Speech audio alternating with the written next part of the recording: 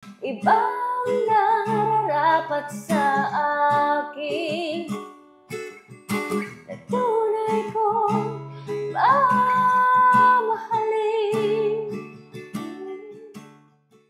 Kasi nung kasagsagan ng iyong karir, talagang sikat si Kichi. Biglang, ano nangyari kay Kichi? Nawala.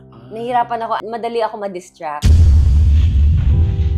Hindi ka ba natatakot na, teka, kilala pa ba nila ako? Kilala pa ba ako ng henerasyon ngayon? O pag nag-move ka na sa abroad, don't expect people to remember you. Bit-bit na niya yung gitara niya. Pero yan ba yung binibenta? Ano ang highest bid? Magkano? Parang mabot na kami doon sa 7M.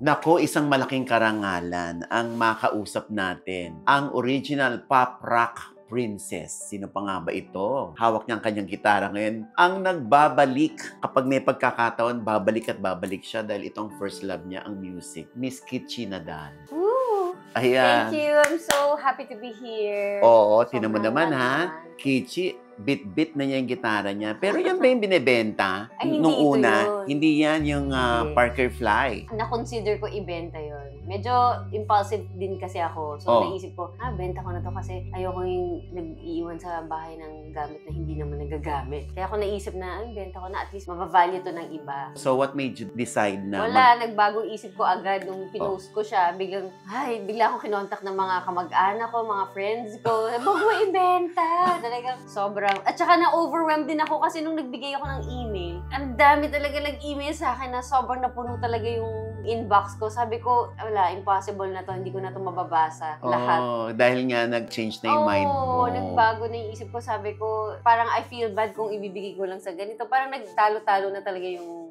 isip ko. Ang nag-push sa'yo para hindi na ikaw magbenta ng gamit mo, yung mga kamag-anak mo. Kamag-anak and then friends, yung na musicians. Oo. Sila mismo nagsabi sa akin, huwag mo na ibenta kung hindi mo namang ikaw, katulad ng suggestion mo, pwede naman siyang gawing parang painting.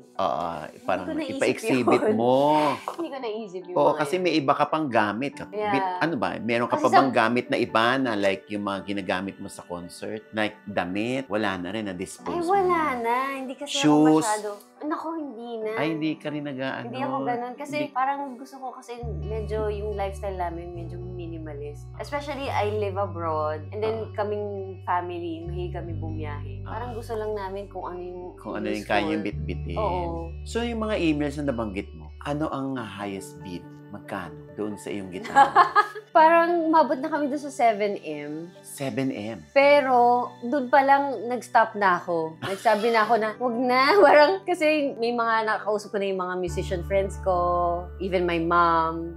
Parang, nga no, pwede siyang heirloom. Doon ko na na-realize, this is sentimental. Oo. Na sana kung ibebenta ko to, mapunta to sa, something even more meaningful. Pero during that time kasi, nagpe-prepare ako for 20th anniversary. So, parang sobrang, yung utak ko punong-puno na ng I'm already preoccupied with other things. Ang dami nang iniisip, Oo, sa concert pa lang. So, sabi ko, wala na akong time i-entertain tong mga emails, mga ibang interesado. Pero ang rason mo lang talaga, gusto mo lang Ayoko lang magbawas ng mga gamit. Yeah, kasi hindi naman yung tipong kailangan namin ng pera. Meron kasi akong ugali na yung kapag makalat yung bahay. Tapos may 2 kids pa ako. Hindi talaga ako nakaka-concentrate.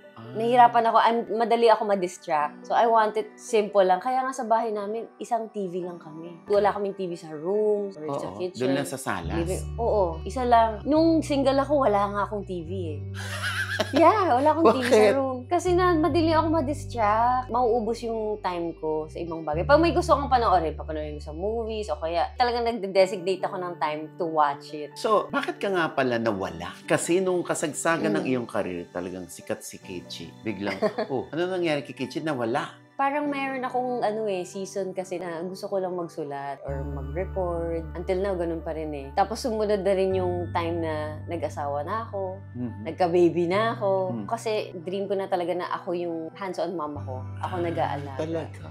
Mm-mm. So parang wala akong pakialam kahit may career pa ako, mainit pa ako, basta gusto ko pamilya, ganun? Oo. But even before I got married, may time na parang gusto ko na rin mag-concentrate sa songwriting. May season na ganun, create, recording. Oo. So, yung mga gigs ko, pinipili ko talaga yan. Dati kasi, malakas pa ako, kabataan syempre, di ba? Parang excited ka pa talaga, sobrang excited ka mag-gig all the time. Pero may season na siguro na kailangan mo na yung energy mo, kailangan mo ng yung pacing. So ngayon, Kichi, hindi ka na tense sa iyong pagbabalik dahil nagkaroon ka nga ng pamilya at pinili mo maging hands-on. Tapos ngayon, babalik ka sa first love mo, ang musika. Yes. Hindi ka ba natatakot na, teka, kilala pa ba nila ako? Kilala pa ba ako ng henerasyon ngayon? O itetest mo sila ngayon dahil meron kang concert sa Araneta sa June 21? Nung last year, I celebrated my 20th anniversary. Nakita ko talaga na sobrang marami pa talagang gustong manood na hindi nakanood.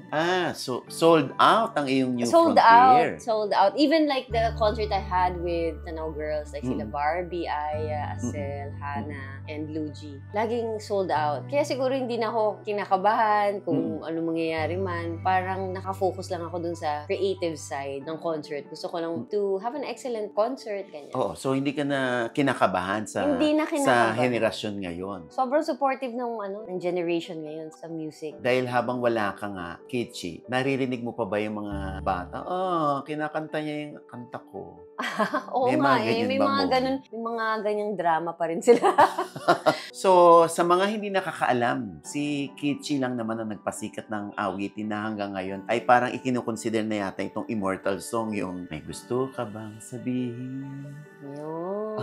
Diba? Hindi ko kaboses si Kichi. Pero syempre, gusto nilang marinig yon. Yung mga bata ngayon na, ay, siya pala ang kumanta nun. Siya nga po ang kumanta nun. At aawitin niya ngayon sa atin. Yung wag na wag mong sasabihin.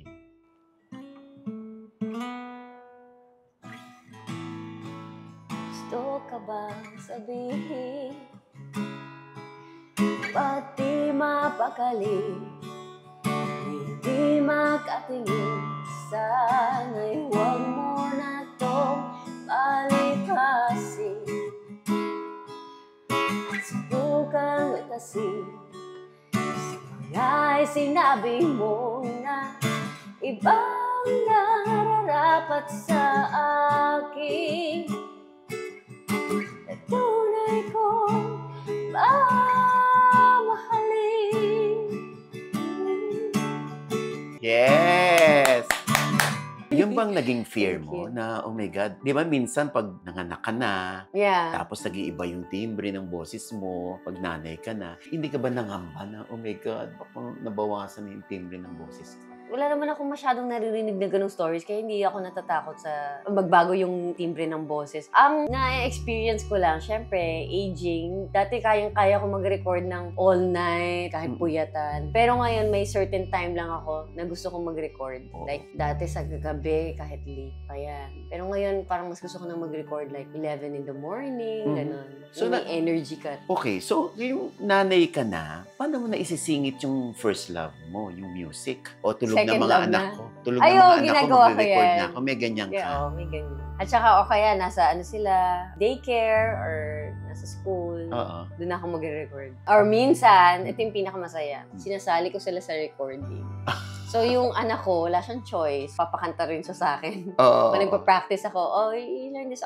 Maganda rin naman kasi yung anak ko, yung panganay. Nakikita ko, naturally, he loves music. At saka, nasa tono siya. Kung gugustuhin niya talaga, kaya niya talagang kumanta. At hindi naman nakakashock yung kasi kung may pinagmanahan naman, nanay, di ba? Paano yung pag luluwas ka rito? Paano yung pagpapaalam mo doon sa mister mo na... mister ko, sobrang nun, Supportive. Sobra. Sobrang supportive. Lalo na hindi ako ka pa naman... yung parang medyo naalangan ako kasi iiwan ko yung mga kids. Oo. Yun yung pinakamahirap sa akin. So, every time, talagang nililimit ko talaga yung time ko na pag-aalis ako away from them. May mga gigs, babalik talaga ako yung... Kasi mahabang panahon yung ilalagay mo dito, di ba? Tapos yung kids mo nandun sa Spain. Yeah. So, maximum 2 weeks. Totoo ba? Oo. Kasi I have a 1-year-old.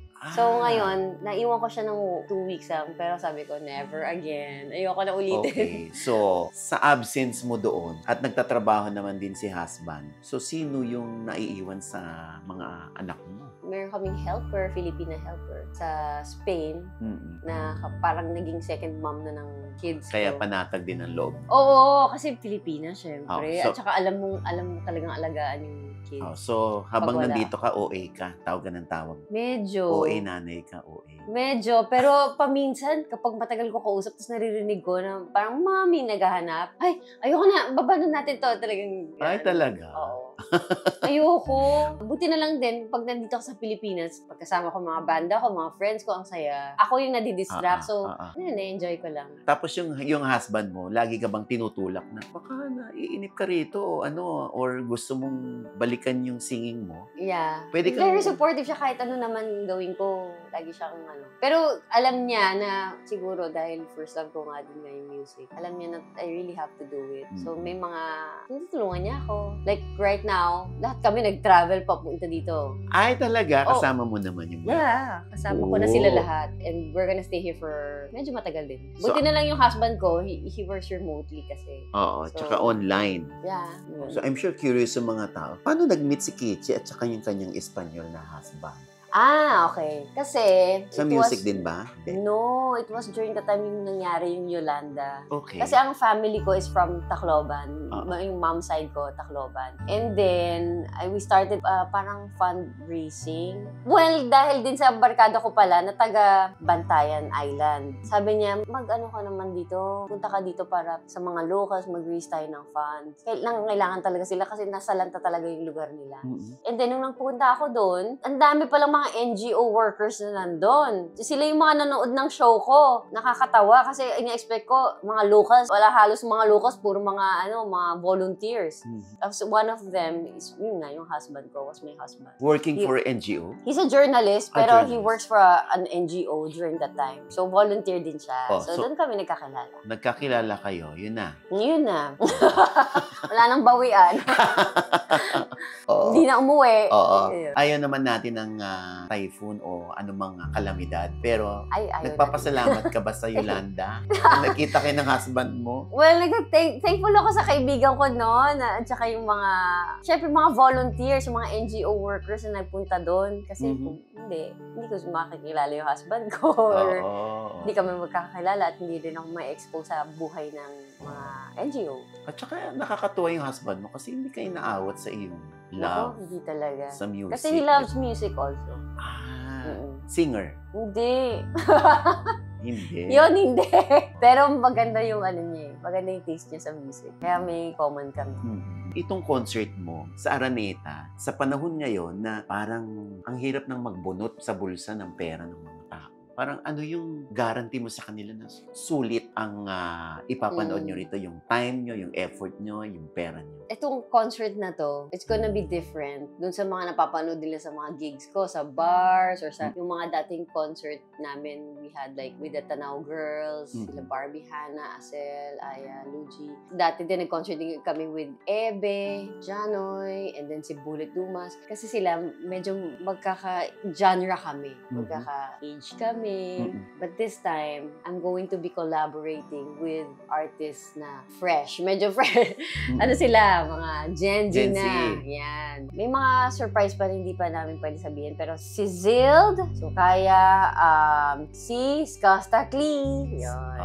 Yan, medyo surprise yun. Medyo na-windang yung mga tao. What? Kasi sila yung mga hindi ko pa nakakulab. Talaga. Imagine, biglang rap. Mm. Parang dati naman hindi naman naghahalo ang rock and rap. Ngayon, game na. Pero, kakanta ko ng new song, ang Pamagat ay Landas. We'll be releasing that soon as a single. Oh, so ito yung bagong composition mo. Inihapay mo na ito sa Gen Z. Kasi kailangan meron din akong Gen Z Yes, song. yes. Kasi, this is a song na dati pa, na hindi ko na-release. Kasi parang, feeling ko lang parang iba pa yung market, siguro. Parang hindi ko alam kung madidig nila yung music. But, nakakatawa kasi this is like so, you know, how many years ago pa. Ngayon, ilalabas ko siya kasi feeling ko, it's the generation now is so ready for, you know, mga fusion. Like, for this song, ano siya, medyo may pagka-reggae. For example, ngayon, di ba, like uuso ngayon, si Elias? Si Elias. Di ba reggae music siya? Oh, yung ganun ba? Hindi ko gagawin yun. Pero, nakakatawa yung mga tao, di ba, na gusto nila ang reggae very warm music. sa kanya. Oo. So, yung mga artist ngayon, parang nakakatawa kasi laging may market kahit na parang hindi mo isipin na kakagatin ba to ng masa or magugustuhan ba to, mag-hit ba to. Di ba, ngayon parang may freedom ka na kung as an artist na parang gagawin ko gusto ko. For example, si Kastakli, yung ni-release niya na lately na song, rock bigla siya nag-gitara. For a change. Yeah, for a change. Pero tinanggap ng tao yun, parang ang cool pa nga eh. Parang ganda ng surprise. Oh, so meron kang bagong single? Yes. Kinompose ni Kichi Nadal. Ako, ito na naman yung bagong mamahalin at magiging paborito ng karamihan. Okay, Anong itong title song nito? na to ay Landas. Kumbaga dati, puro mga heartbreak songs ang binibigay ko sa inyo. Ngayon ay bilang ate na para hindi kayo ma-heartbroken. Para hindi na kayo ma-heartbroken. At maiwasan nyo ang mga pinagdaanan ko. Ganun eh. Hindi na ako emo. Ako na yung ate. Nasa langit na ang iyong tingin. Walang pakialam kung ano man ang kahinat na. Ganyan ba talaga ang umiipin? Di makausap kundi sa panaginip.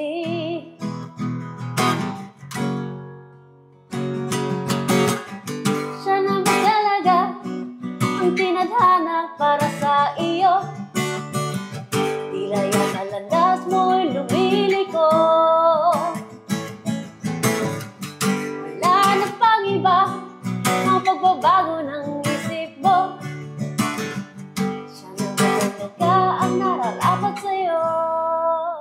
Ikaw ba may kukumpara mo yung musika nung araw sa panahon mo? At sa panahon ngayon, ganito na lang kadali, no? Isang viral song lang, no? Sobrang taas na ng presyo ng artist. Hindi natin pwedeng masabi na yung madali eh. Kasi ang dami rin, since uso na ngayon ng home recording, lahat pwedeng mag-record, di ba?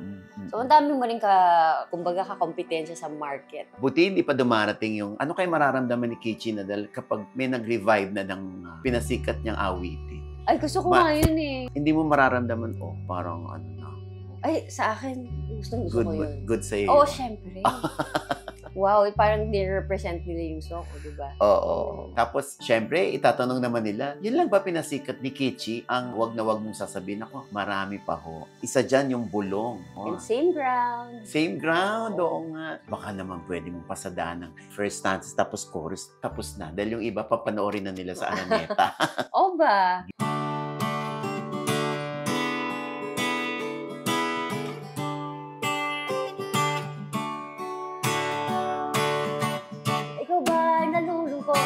Nababalot pa ng puot, maraming hinanakit sindo. Di alam anong gagawin, hinubusin ng oras sa gym. Akala mo'y iyak yung mararating. Hoy, kaibigan ko, tingnan mo ang mga bulong sa'yo. Galing sa mundo, tungo sa pangakong paraiso. Yes! Ayan na, concert na. Patikim ng concert. Patikim na yan, patikim lang yan ha. Pati yung same ground, alam nila yun eh.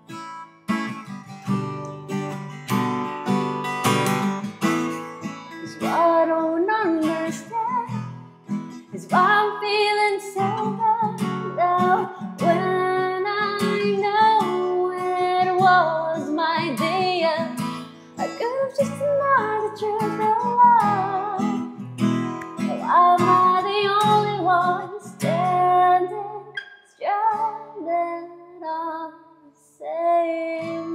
Galing. Alam mo, feeling ko sisikat ka, Kichi. Talaga? Yun ba? Kasi hindi halatang lip sync. Oo. O, diba? May ano pala dito eh, -1. Oo. Kichi, alam mo, yung mukha mo nung araw at yung mukha mo ngayon, hindi nagbabago. O, anong sikreto? Talaga? Oo, meron bang pinagawa si Kichi? Eh di sana pinagawa ko na. Hindi, wag na nga. Hindi nagbabago. May mga wrinkles na pero Ay, okay. Diyos ko, Okay. bahagi yan. Ibig sabihin yan, masaya ka sa buhay.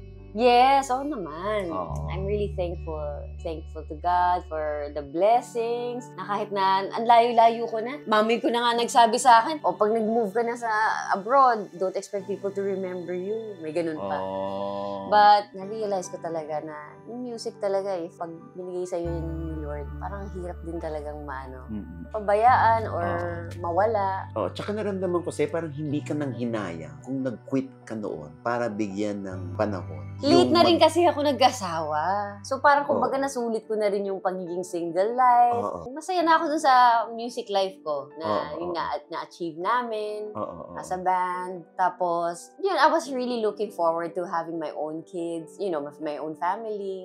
Tapos alam ko naman din kasi na pag kahit na mag-asawa ka pa, kung saan ka man mapunta sa anong parte ng mundo, kahit saan naman pwede ka tumugtog, kahit nga nasa bahay, di ba? Makaka-create ka pa rin ng mga songs. Correct. Compose ko pa rin. Kumbaga wala na naman din mawawala. Hindi naman yung parang pag nag-asawa ka na, hindi ka na pwede kumanta.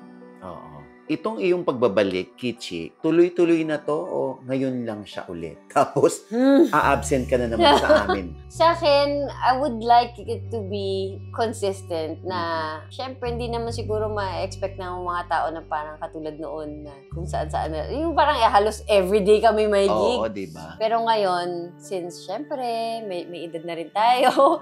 So, ngayon, parang I would like to continue making music or performing live. Pero selective na siya. Hindi ako mawawala. I'll to be making music and then mapapanood niyo pa rin ako and gagawin ko pa rin yung mga songs, especially like yung mga recordings, ganyan.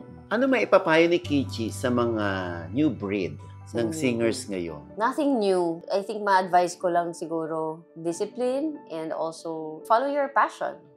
So karamihan ay humahanga kay Kichi kasi despite the fact, nung era mo, sobra kang sikat, bigla kang nawala because binigyan mo ng panahon yung pamilya. Family, yeah. Yung iba yun, sasabihin, hindi, sasagarin ko yung career ko bago ko mag-settle down. Pero si Kichi, mas pinili niya yung pamilya over her career. Feeling ko kasi iba talaga pag magkakaanak ka na parang buhay na yun So talagang sacrifice talaga yun. Tsaka syempre iba, gaganon sila sa iyo dahil, oh my God, kung sa iba yun, talagang sinagad ang popularity nila, yung fame. Tapos si Kichi, ako pakels.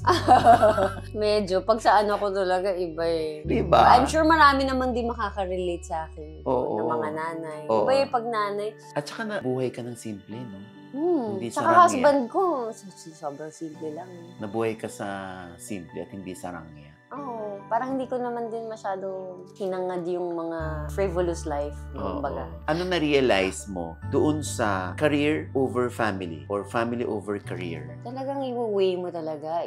Sometimes, I write it down pa, yung pros and cons. Kasi syempre, may masasacrifice minsan Pero, kailangan, calculated siguro yung sacrifice na gagawin ko. Sa panahon ngayon, di ba, luxury na kapag ikaw ang nag-aalaga sa anak mo. Isn't it? Kasi priority ko talaga family ko. Gusto ka bang sabihin? Pati mapakali, hindi makatingin. Sana'y huwag mo na tong palikasin. Subukan utasin. Ay sinabi mo na ibang nararapat sa